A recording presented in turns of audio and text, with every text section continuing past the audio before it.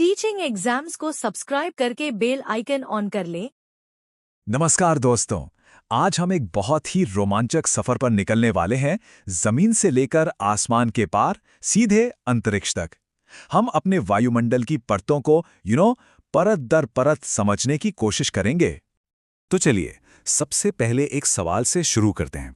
सोचिए जरा, हमारे और इस खाली विशाल अंतरिक्ष के बीच वो कौन सी चीज है जो एक प्रोटेक्टिव ब्लैंकेट, एक सुरक्षा कवच की तरह काम करती है?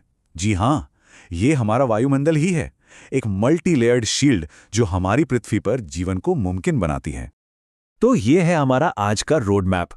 हम ट्रोपोस्फेयर से शुरू करेंगे, फिर स्ट्रेटोस्फेयर, मीजोस्फेयर, थर्मोस्फेयर और आखिर में एक्सोस्फेयर तक जाएंगे, जमीन से शुरू करके ऊपर तक। तैयार हैं इस सफर के लिए? चलिए शुरू करते हैं। अच्छा, ऊपर चढ़ना शुरू करने से पहले ये तो जान लें कि हमारी मंजिल कहाँ है। ये है कारमन लाइन। अब ये है क्या? बेसिकली ये काल्पनिक रेखा है, समुद्र तल से 100 किलोमीटर ऊपर, और इसे ही ऑफिशियली पृथ्वी के वायुमंडल और आउटर स्पेस के बीच का बॉर्डर माना जाता है। ठीक है, तो हमारे सफर का पहला पड़ाव है निचला वायुमंडल। इसमें हम बात करेंगे ट्रोपोस्फेयर और स्ट्रेटोस्फेयर की, मतलब वो दो परतें जो हमारे सबसे करीब हैं और हमारी जिंदगी पर सबसे ज्यादा असर डालती हैं। तो सबसे पहले बात कहते हैं ट्रोपोस्फेयर की, जिसे लाइफ लेयर भी कहते हैं। ये हमारा घर है। ये वायुमंडल की सबसे निचली परत है और इसकी औसत ऊंचाई करीब 13 किलोमीटर है। जिस हवा में हम सांस लेते हैं वो यही है, और बारिश, कोहरा, बादल, मतलब मौसम का लगभग सारा ड्रामा इसी परत में होता है। और यहाँ एक बहुत दिलचस्प फैक्ट है, हमारे वायुमंडल का पूरा वजन, उसका करीब 80% हिस्सा सिर्फ इसी ट्रोपोस्फेयर में है। इमेजिन कीजिए, इसीलिए ये सबसे घनी परत है। अच्छा, कभी सोचा है कि जब हम पहाड़ों पर या हवाई जहाज में ऊपर जाते हैं तो ठंड क्यों लगने लगती है? इसका जवाब है नॉर्मल लैप्स रेट।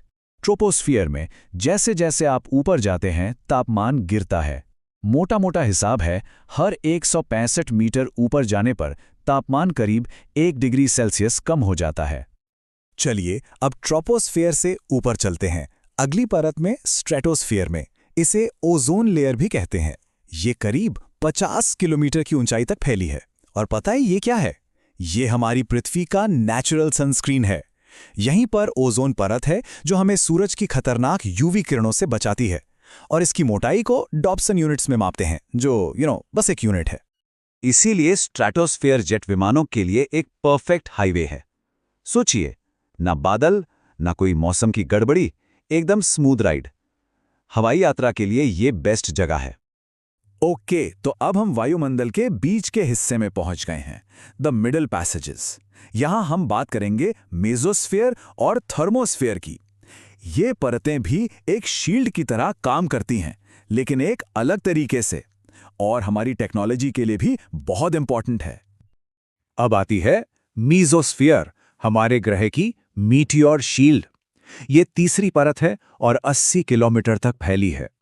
अंतरिक्ष से आने वाले ज्यादातर उल्कापिंड इसी परत में आकर जलकर राख हो जाते हैं। और हां, ये हमारे वायुमंडल की सबसे ठंडी जगह है। तापमान यहां -85 डिग्री सेल्सियस तक पहुंच सकता है।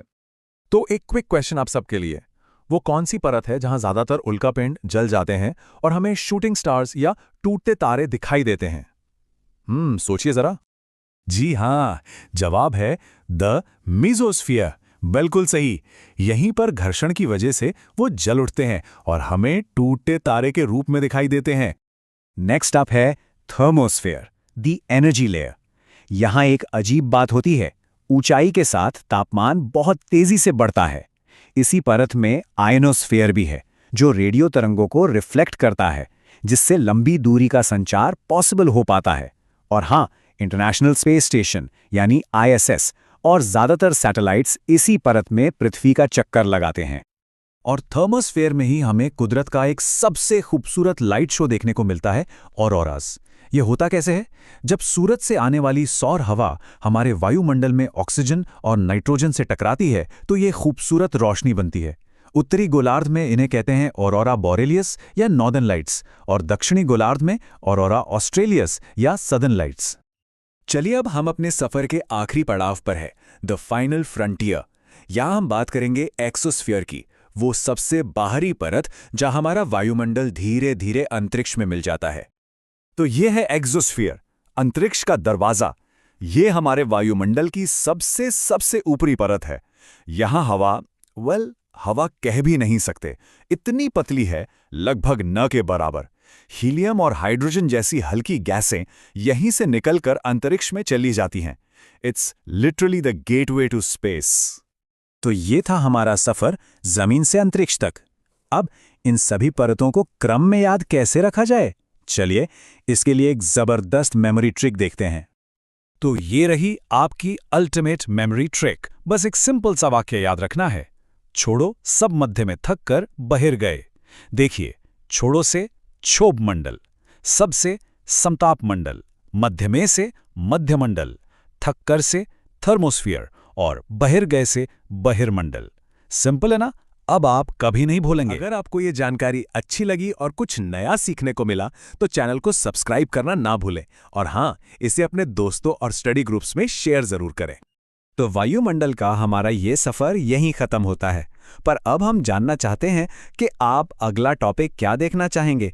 नीचे कमेंट्स में हमें जरूर बताइए, हम आपके सुझावों का इंतजार कर रहे हैं।